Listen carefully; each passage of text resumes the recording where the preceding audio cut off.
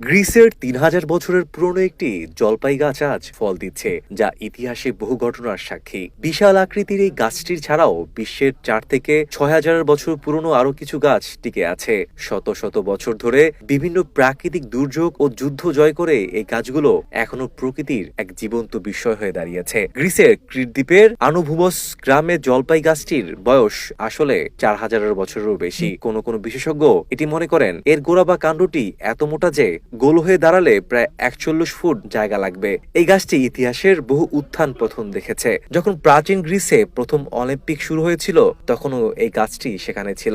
সম্মান জানাতে প্রথম ২০০৪ সালের এথেন অলিম্পিকে বিজয়ীদের মাথায় যে পাতার মুকুট পরানো হয়েছিল, তা এই গাছের ডাল দিয়ে তৈরি করা হয়েছিল। তবে এই গাছটি কিন্তু পৃথিবীর একমাত্র প্রাচীন গাছ নয়। আমেরিকার এমন একটি পাইন গাছ আছে যার বয়স প্রায় ৪,৮৫৪ বছর। আবার লেবাননের কিছু জলপাই গাছ আছে যাদের বয়স প্রায় ৬,০০০ বছর। হাজার বছর ধরে ঝড়, যুদ্ধ আর মহামারী সহ করেও এই গাছগুলো এখনো পৃথিবীর বুকে স্বর্গিক টিকে আছে।